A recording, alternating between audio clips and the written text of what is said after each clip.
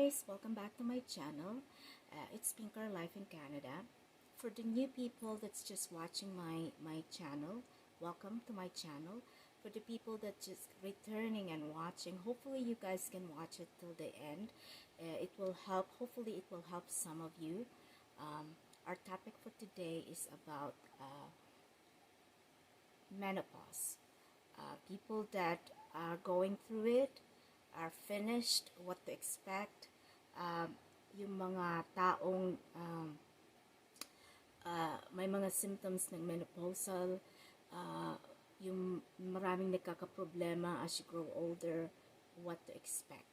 So, again, our topic for today is about dysmenorrhea, PCOS, polycystic ovary syndrome. So, yung may mga babaeng pag darating yung kanilang monthly menstrual period, nagkakaroon sila ng mga severe symptoms like stomach cramps, severe headache, nausea, vomiting, unable to walk kasi nga sa sobrang sakit ng tiyan, diarrhea, severe bloating. Yun po yung mga symptoms pag daratnan ka. So, ako po, I had a very, very serious problem when it comes to my monthly cycle. Pag alam ko pong darating na yung ano ko, yung monthly bisita ko, I get severe stomach cramps, severe bloating, and severe pain. I'm unable to walk, unable to get up. Yung talagang nagiging debilitating ano siya, yung bang naaapektuhan talaga yung daily life mo. To the point na yung para bang binibiyak yung tiyan mo, para bang may sinasaksak lagi, or yung sinasaksak yung cervix mo. Yun ang mga nafe-feel ko pag darating ang aking monthly visitor. There are times na hindi ako makalakad ng 2 araw. Tapos minsan naman pag there are times na nag-i-skip din yung ano ko. Hindi rin siya regular. Especially nung bago ako manganak, hindi siya regular. Sometimes nag-i-skip siya ng 6 months, sometimes nag-i-skip siya ng one time I have 1 year na hindi ako dinatnan. Tapos datnan ka man, pag dumating ko konti lang yung pasintabi na po sa mga nanonood, lalo na po kayo kung mga lalaki po kayo. But when you have your own children, kahit bihira sila, hindi sila magsabi, alam niyo naman po na pag nagsasuffer sila, at least meron po kayong idea. Yung mga bata dyan, yung mga matatanda na masyadong very old-fashioned. I'm sorry if sometimes it's a little bit graphic kasi nga po para makatulong naman sa mga ibang taong nagsasuffer. So, there are times na walang magkasyang pantalon sa'yo kasi nga talagang namamaga yung tiyan mo. Tapos yung nafe-feel mo pag yung tiyan mo nagka-cramp, ang init-init, para akong nilalagnat, pero wala akong lagnat sa katawan. Yung lagnat ko, yung tiyan ko, pag inipo ko siya, ang init-init niya. And ang nakakatulong lang minsan sa akin, so pag ganun ang nangyayari sa akin, ang nakakatulong lang ay kung may hot water bottle po kayo, lagyan nyo ng mainit na tubig, o kaya yung tuwalya, basain nyo ng mainit at ilagay nyo sa tiyan nyo. Nakakatulong po yun pag masakit yung tiyan nyo. O kaya kung kaya nyo or gusto nyo uminom ng gamot, uminom kayo ng, kung sa Pilipinas, yung Biogesic, anything paracetamol.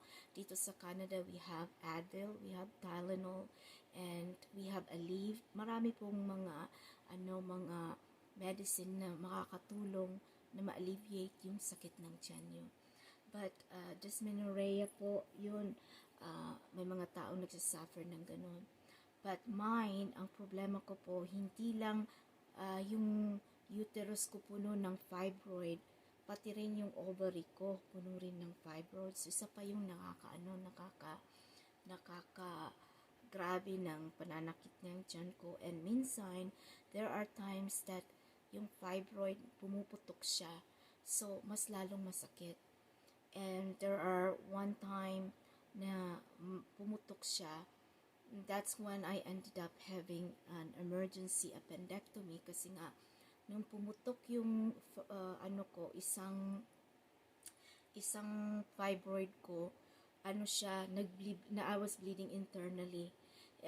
Masakit na masakit siya, hindi talaga ako makalakad, yung tuhod ko nanginginig talaga, yung talagang humahawak ka talaga sa wall kasi talagang ang sakit-sakit, saka talagang yung talagang nasusuka ka, tapos yung kahit ganito na yung gusto mong gawin, yung talagang gumaganon ka na, yung talagang tumutuwad-tuwad ka na kasi nga yun lang ang nakaka-help, yung nakataas yung puwet mo para lang ma-alleviate yung sakit ng tiyan mo. Tapos hindi ka makagalaw, hindi ka makaihi. Ang sakit-sakit, para kang may UTI. Tapos pumunta ako ng doktor, pumunta ako ng emergency, sabi nila, nag-blood test and everything, and sabi nila, you have an appendicitis. Tapos, so mag-ultrasound ka. Nung mag-ultrasound, nakita nila na, ay, wala naman nana yung appendix mo. Tutusin, maga siya ng konti, pero puro air. So, that means, doesn't have to get worried na puputok siya or magkaka-infection ka. So, we're going to observe you tonight and then gave you antibiotics, and tomorrow, pag naghumupa siya, we'll just, observe it and we'll go from that. Sabi ko, no, there's something really wrong in my stomach. Sabi ko sa kanila, it's really, really painful. So, binigyan nila ako ng pain medication, naka-IV ako. Hindi nila inalis yung IV ko kasi nga, sabi nila, kung mamaga pa daw grumabi daw yung appendicitis ko, mag-exploratory surgery daw sila and then aalisin nila. Pero yung surgeon ang mag-decide kung ano gagawin nila. And then, the next day, I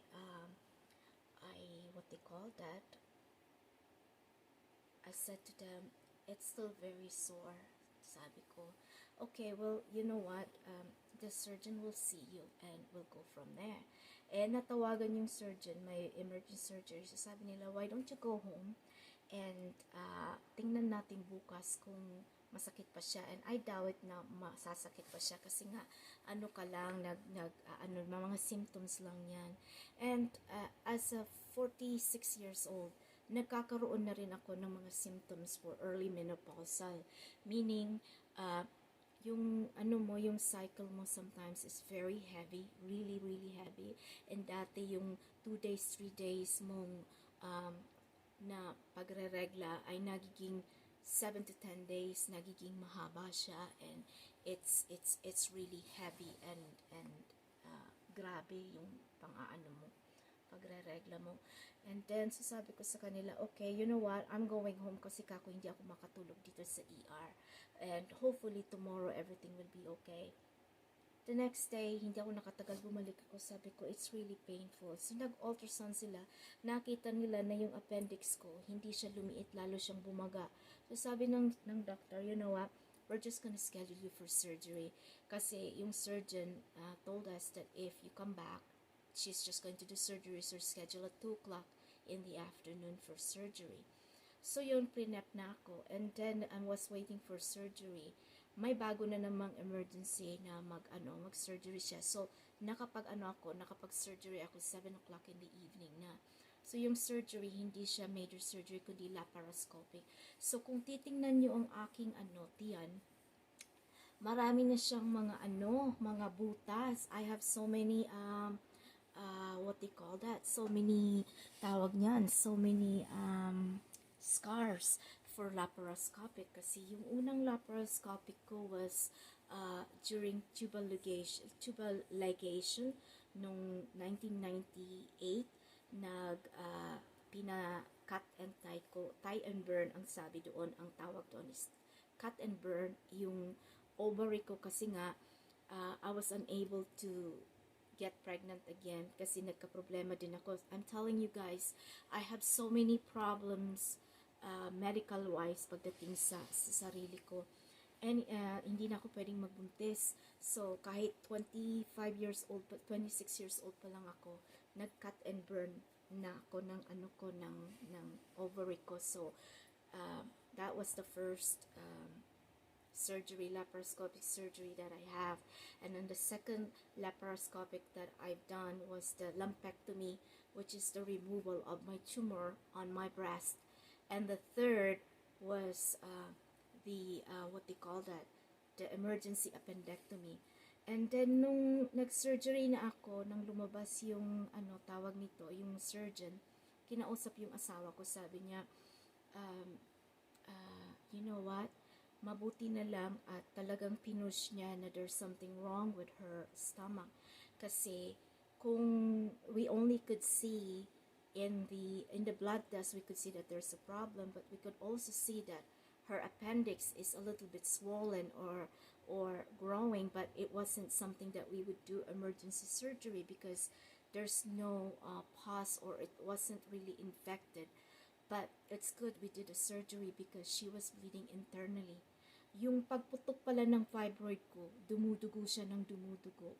So, nagaano siya, yung sakit pala ng tiyan ko at sakit ng na-irritate yung stomach ko dahilan nga sa pagdudugo ko internally. So, sabi niya, give it one more day or something, she would have been gone kasi nga maano siya, yung mawawalan siya ng dugo or something would have went wrong. So, kayo po, kung talagang may nararamdaman po kayo, huwag kayong mag-aatubili or huwag kayong pag sinabi ng doktor or nurse na ganito. Kung alam nyong masama talaga ang pakiramdam nyo, kailangan nyong i-push, kailangan nyong sabihin na iba ang nararamdaman ko. Alam ko may pina-follow kayong textbook or may mga pasyente kayong ganito, but there is really something wrong. And yun ang sabi ng surgeon. And ang sabi ng surgeon, and I have looked at her ovary and her uterus, and it's really yucky, sabi ng surgeon. It was her uterus is really full of fibroid. Yung niya, yung ovary niya, ganun din. So she needs to have another surgery. She needs to see a gynecologist. Tapos sabi niya, her uterus is 3 times the size of a regular uterus. Tapos ganito, ganyan. And sabi ng asawa ko, why you did not do surgery? Sabi niya, we don't do surgery unless we've seen something something really going to make her life, or kung magiging risk sa kanyang buhay or anything else, then we'll do something. We would have stopped the surgery and would have talked to you, but we know that she's not in danger now, and she can be able to follow up with the gynecologist and follow up, and if needs to have a surgery, then she can do that. Tapos yun, so yun, kaya ako nagka-emergency appendectomy dahilan nga sa nag-internal bleeding ako. And then, moving forward, I have seen the gynecologist, and he agreed na kung ganun daw na nagsisevere bleeding ako, at minsan katatapos lang, there are ways na pwedeng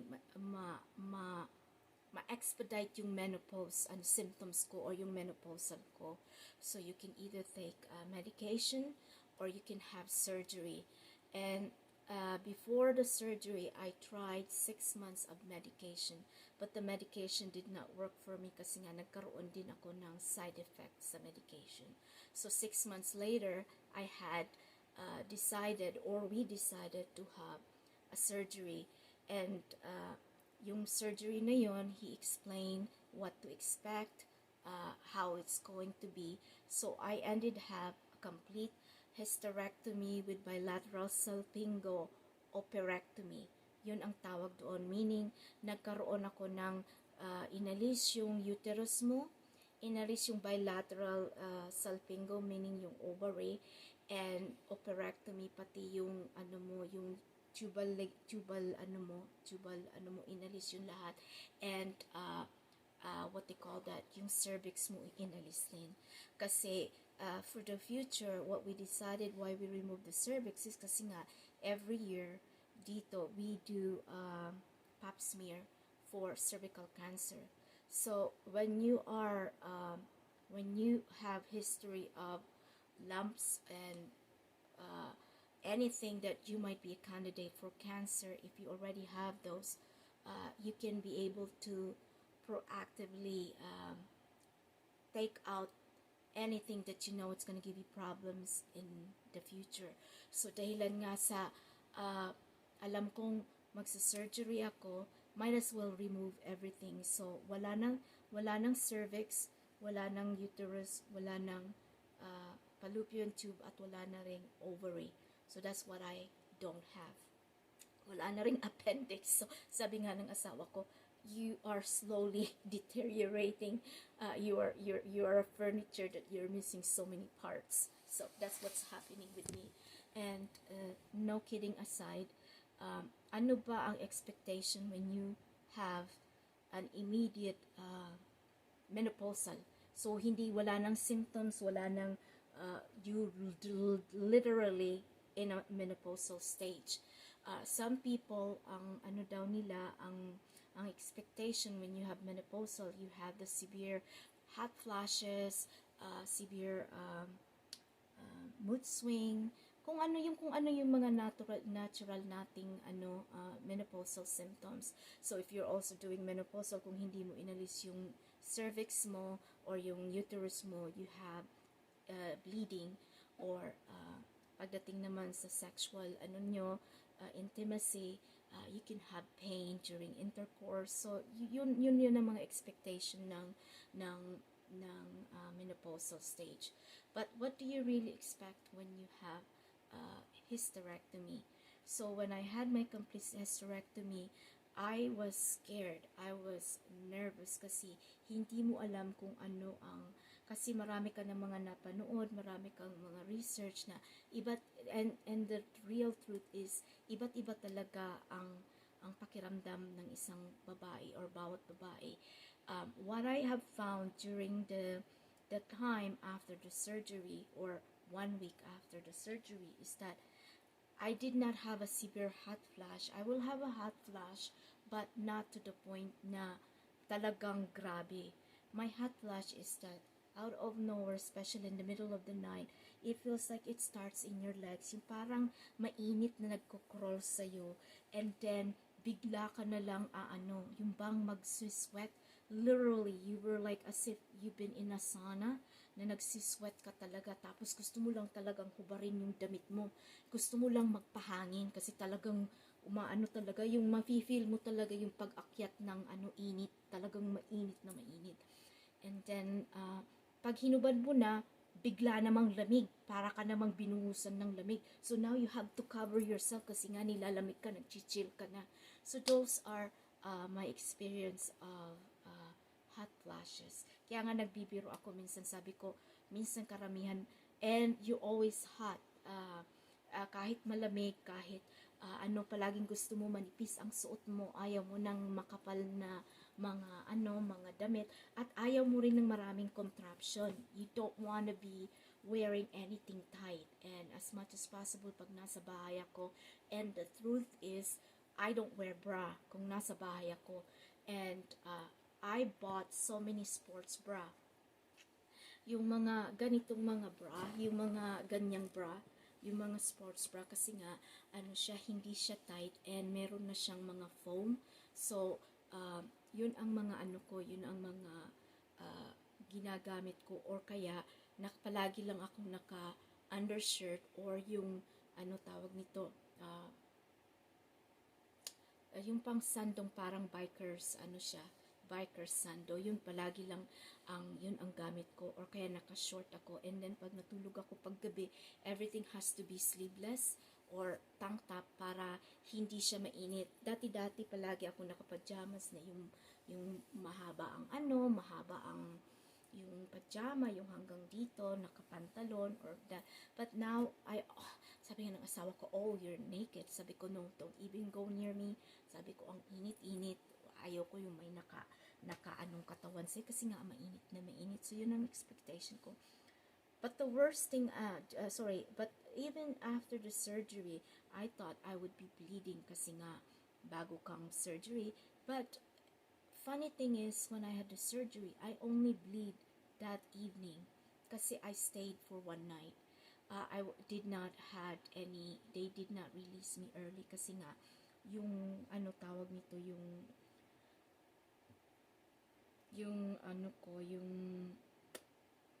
anesthesia ko, I was throwing up a lot.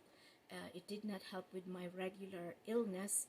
Nakaano pa yun, nakagrabe yun. So, they kept me for one night. And then, they are trying to let you go pee kasi hindi ka rin pwedeng i-release na hindi ka umihi. So, you have to do that. And it was painful kasi nga nag-catheter ka. So, it feels like it's burning. So, yun ang mga na-feel ko during surgery, yung pakaalis ng catheter, you feel burning, para ka may UTI, tapos yung pag-ihi mo, tapos you're so bloated kasi nga pinam ka ng air. So, you need to pass gas. Ang sakit-sakit. Yun ang problema ko. But again, I did not have a major surgery, so mostly are 3 holes, so you have 1 in your umbilical. So now that's the second time that I had surgery on my third, kasi yung pangalawa yung appendectomy, and then the third was the complete hysterectomy. So again, that wasn't a major surgery. Everything was laparoscopic. So ang liliit lang talaga nung mga tawag niyan, yung mga scar ko. And you might be wondering how did they take out the uterus and everything. When you have to watch that, you can do a research of that. They have a lot of those videos, surgery videos on YouTube. They take it out through your vagina. So that's how they take it out. I'm not going to put more in details, but that's how they take out the big stuff. So yun. And sabi nila, pag nag-hysterectomy ka kasi nga wala na yung ovary mo, your hormones will change too. So comes with it is the mood change. Thank God I did not have any mood swings. I did not have any of those cravings anymore. I don't have a lot of problems when I had everything removed. Ang sabi naman nila, maapektuhan daw yung sex life mo, yung mawawalan ka ng gana. But so far, I did not have those problems. Yung sabi nila, mawawala daw yung orgasm mo, o kung mga ano-ano pang mga kaikikan. But that did not happen with me. So, yun din ang dapat ninyong malaman din, na kahit menopausal kayo or nagmenopausal kayo, na sasabihin na mawawalan ka ng gana pagdating sa intimacy, that's not true. There are maybe merong mga babaeng ganyan, pero para po sa akin. And another thing that I did not have,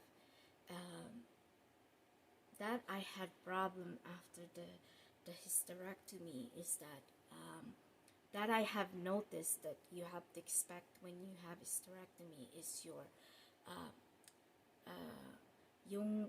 unable to hold your pee, yung bladder mo.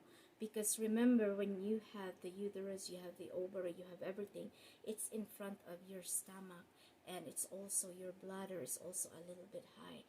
When you do remove everything, now your stomach will move forward, and now your bladder will also become loose. So, yung sustenance mo, yung pee sustenance mo ay hindi strong. So you need to do therapy, you need to do a lot of Kegel exercise. Kasi kung hindi, just a little bit of sneeze, a little bit of tawa, a little bit of cough, you will literally leak.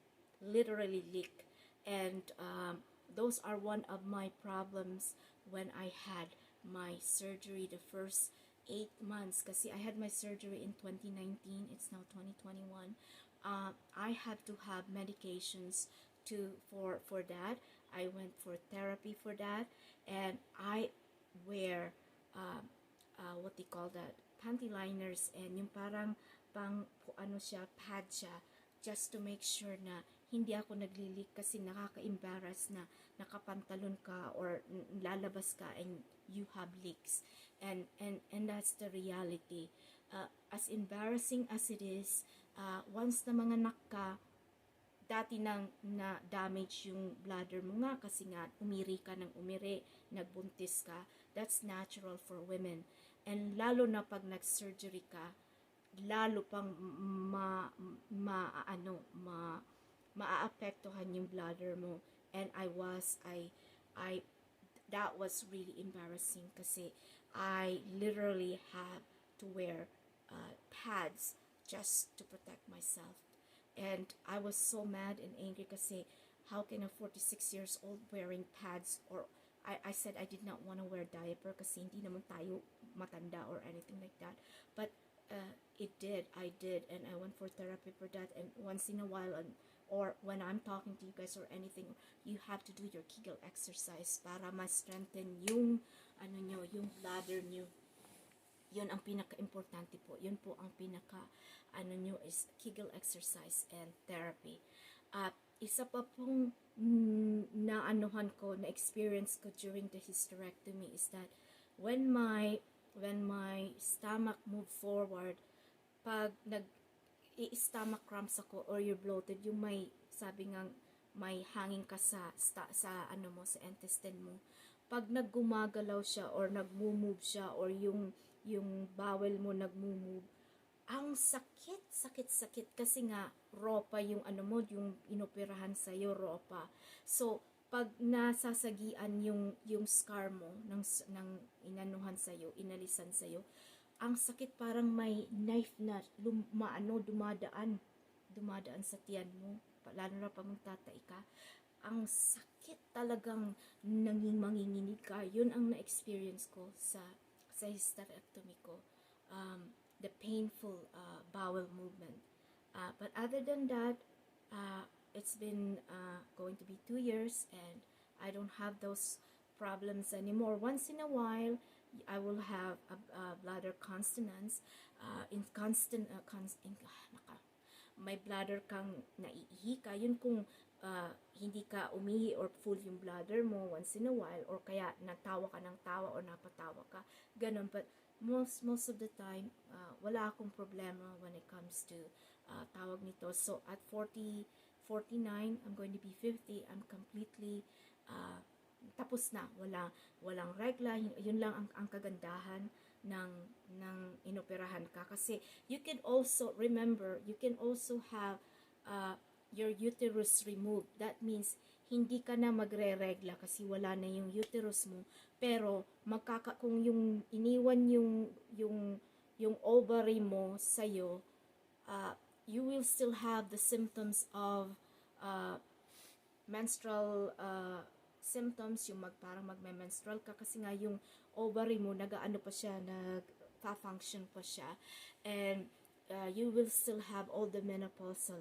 symptoms, yung para ka magme-menopause, yung ganun.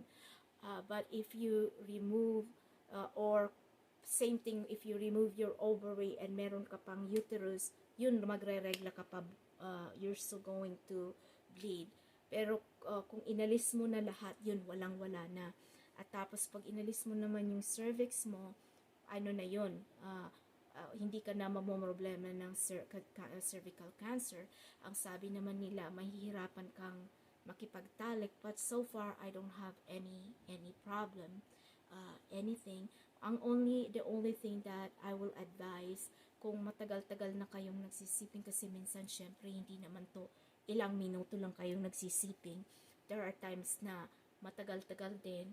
Kung nagda-dry na kayo, you need to use yung lubricant, and mine, I always, whether bago pa lang or matagal, you need to use lubricant para hindi ka naman yung bang hindi naman masakit at hindi ba dry, diba?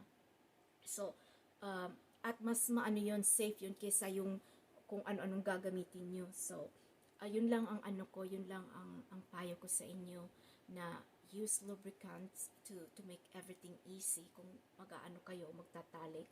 And other than that, enjoy your freedom of not having any pads, any monthly cycle, any other symptoms. Yun lang po ang ano ko. If you guys have any question, comment below. If you have anything that I forgot, that you guys have any question, I can make another vlog about this. If you need anything, please comment below, and I will try to do a content about hysterectomy, appendectomy, lumpectomy, tubal ligation, or anything about women's problem. Just comment below and I will do another vlog. Thank you guys for watching my channel. Have a good evening and have a good